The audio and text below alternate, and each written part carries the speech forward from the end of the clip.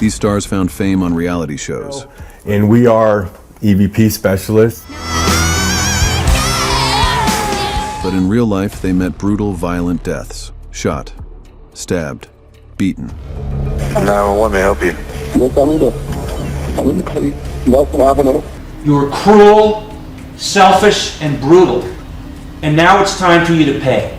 For the second-degree murder of Loredana, you're sentenced to the state prison for 15 years to life. Their stories didn't end with a season finale. It ended in tragedy. This is the chilling truth behind reality TV stars who were murdered.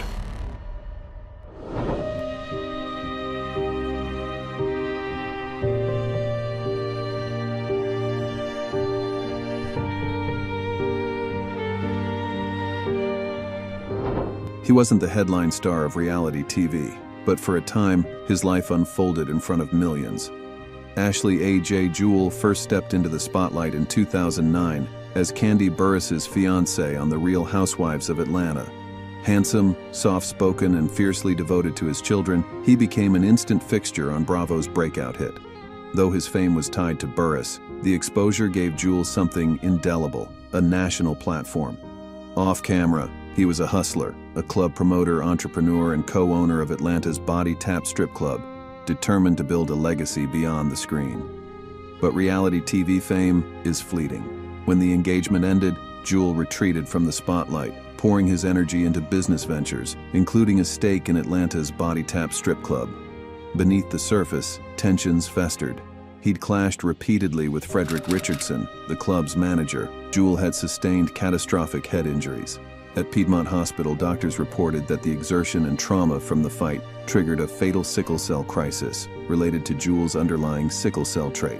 He was pronounced dead that night at just 34. Richardson was arrested for voluntary manslaughter, igniting a debate. Was Jewell's death caused by the assault or his underlying condition?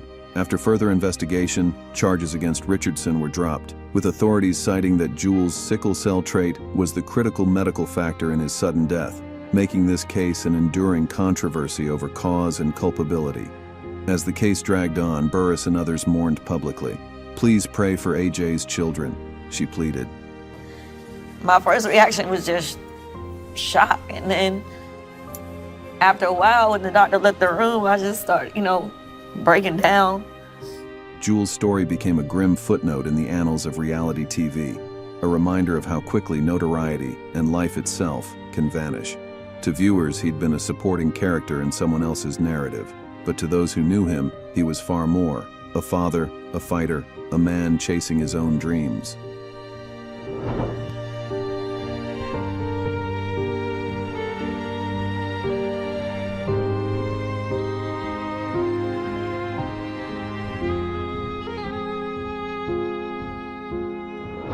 Born in Marlton, New Jersey, she was music incarnate, singing by 6, mastering piano by 10, and by her teens, captivating millions on YouTube under the handle ZeldXLove64.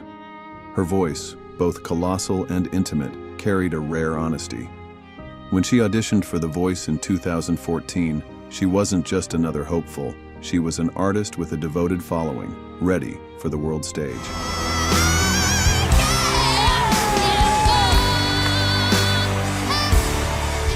Adam Levine became her mentor. Selena Gomez, a close friend and early supporter, took her on tour, and soon Christina was headlining her own shows, her star rising fast.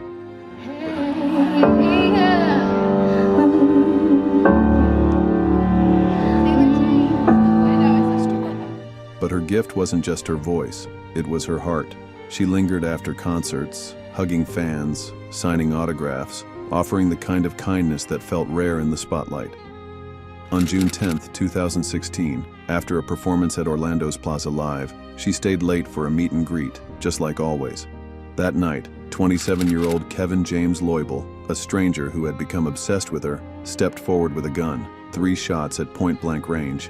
Her brother Marcus lunged at him, immediately tackling Loibel, who then turned the weapon on himself.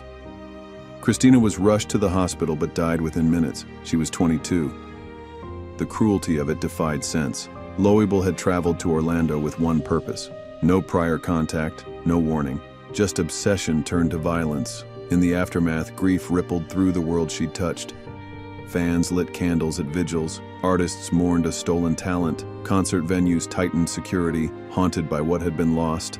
Her family channeled their pain into the Christina Grimmie Foundation, ensuring her legacy of generosity lived on. It seems like there's nobody really rallying around the people who have experienced the hardship that we have. So many families in need, and I can really empathize with that. And yet, her voice remains, in her covers, her original songs, the recordings that refuse to fade.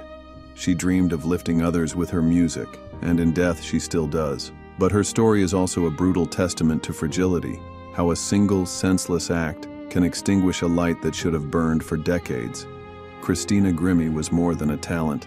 She was a force, and the world is quieter without her.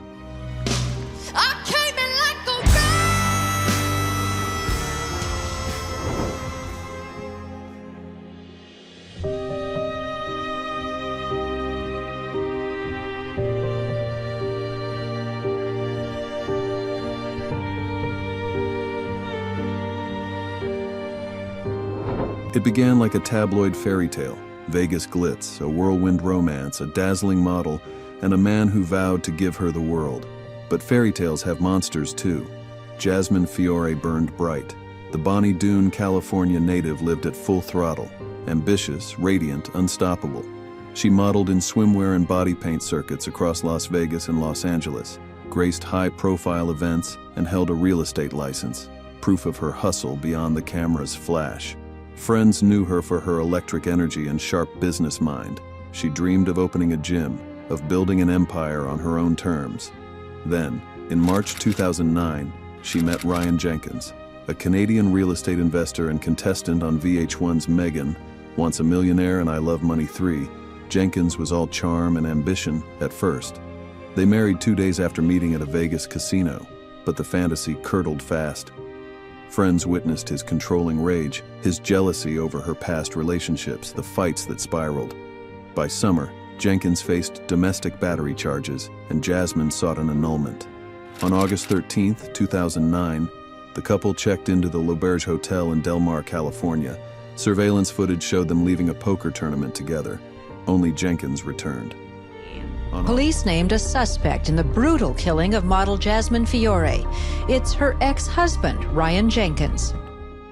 On August 15th, Jasmine's body was found crammed inside a suitcase in a Buena Park dumpster. She had been strangled. Her killer had ripped out her teeth and fingers to obscure her identity. A gruesome plan foiled when detectives traced the serial numbers on her breast implants. She was 28. We now have a warrant for the arrest of Ryan Alexander Jenkins for the murder of Jasmine. Jenkins reported her missing, then bolted, fleeing by boat to Canada. On August 20th, he was charged with her murder. 3 days later, he was found dead, having hanged himself in a motel room in Hope, British Columbia. The case ignited outrage, forcing VH1 to scrutinize its reality TV vetting process. Both of Jenkins's shows were yanked from the air. But for Jasmine's loved ones, no policy change could fill the void left by her absence. A woman of warmth, tenacity, and light, remembered for everything she was and everything she might have been. Jasmine Fiore's story should have been one of triumph. Instead, it became a cautionary tale etched into true crime history. A harrowing lesson in how love's promise can warp into horror, leaving scars far beyond the two people who lived it.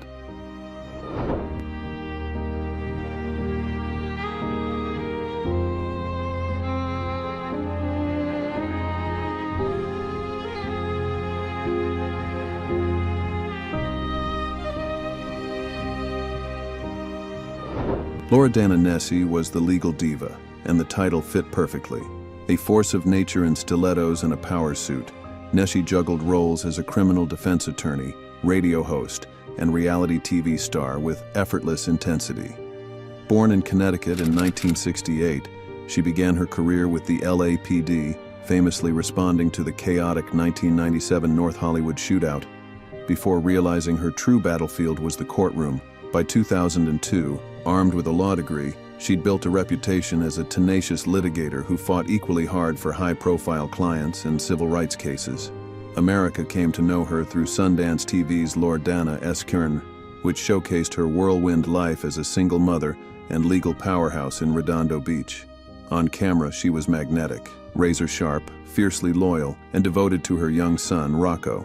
But off-screen, cracks formed in her relationship with live-in boyfriend Robert Reagan, a tension no reality show captured.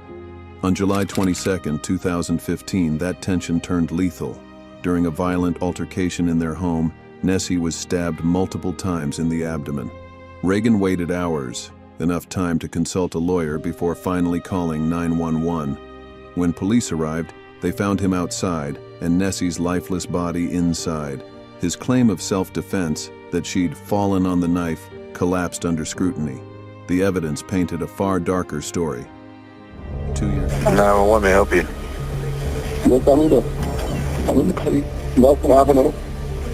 Beach.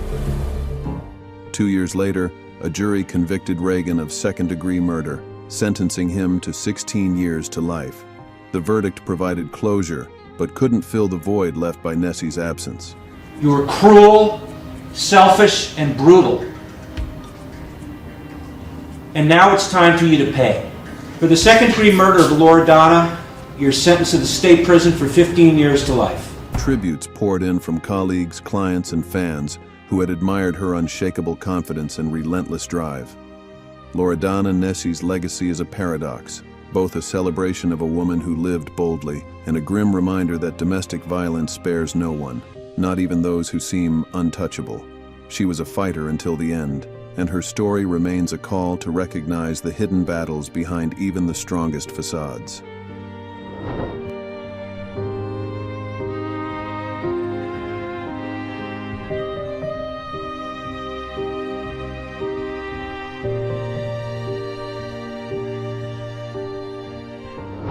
The world should have known her as Miss World. Instead, Honduras buried her dreams too soon. Maria Jose Alvarado wasn't just another pageant queen, she was a force. With her radiant smile and fierce ambition, the Santa Barbara native dominated Honduras's beauty circuit from age 13, collecting crowns like Miss Northwest Honduras and Miss Teen Honduras before achieving her ultimate dream in 2014, Miss Honduras World. That title earned her a ticket to London's global stage, where she hoped to showcase her country's pride and her own diplomatic ambitions. But Maria Jose's light shone far beyond the runway. As a vivacious TV host on El Show Exo da Dinero, a university student and a devoted sister, she radiated authenticity. Friends remembered how the 19-year-old fiercely shielded her older sister, Sofia Trinidad, their bond unbreakable, until the night it became fatal.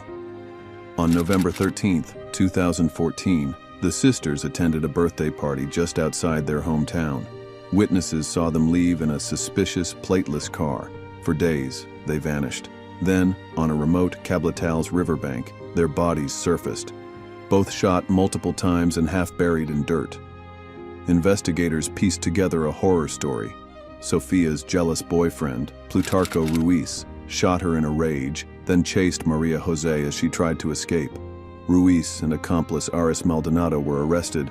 Ruiz now rots behind bars with a 45-year sentence.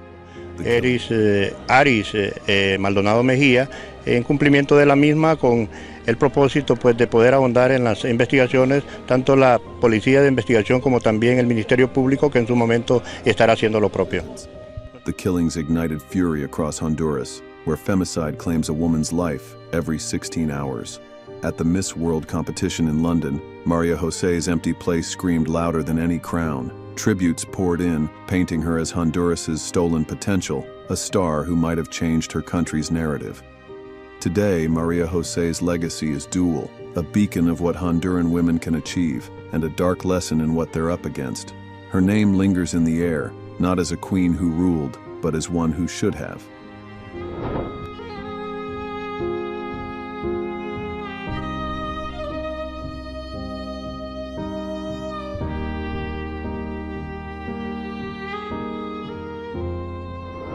They chased ghosts for a living, but the real horror lived inside their home.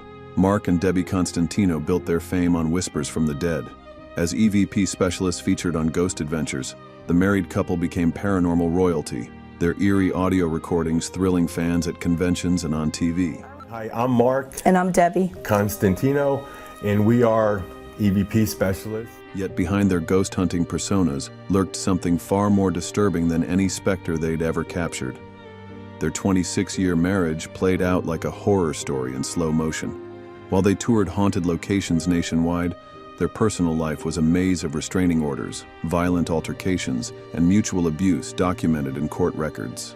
Colleagues described a toxic dynamic where passion curdled into volatility, with Mark's controlling behavior and Debbie's fiery resistance fueling an increasingly dangerous cycle.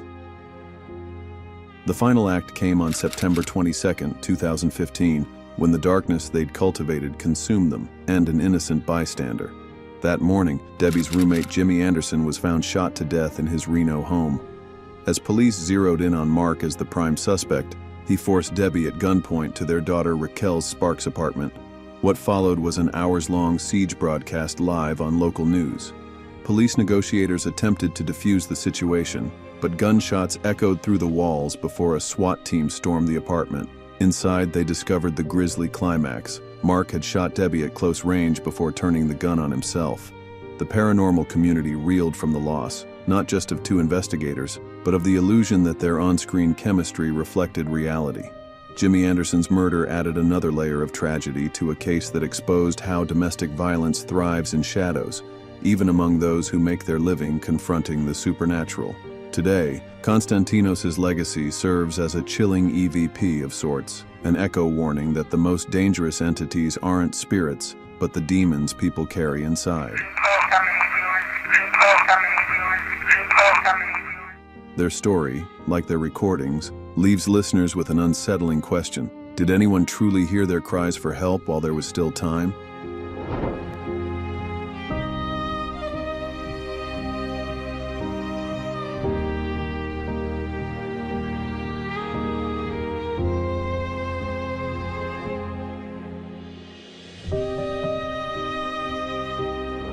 Her light was extinguished far too soon, but its glow lingers in every life she touched. Christy Marie Schoen Codd burned brightly, a whirlwind of talent, warmth, and Southern charm. Born in Madrid to military parents and raised in the American South, she embraced Louisiana's Cajun culture as her own, weaving it into her eclectic career as a Hollywood stunt performer, actress, and eco-conscious chef. Whether flipping through the air on set or flipping pancakes for her sustainable catering company, Tree Hugger Catering, Christy did everything with infectious passion. In 2012, she charmed Food Network star audiences with her healthy Southern twist on classics, her early elimination doing nothing to dim her star power. Off-camera, she built a loving life with husband Joseph J.T. Codd, a Hollywood key grip. By 2015, their joy overflowed.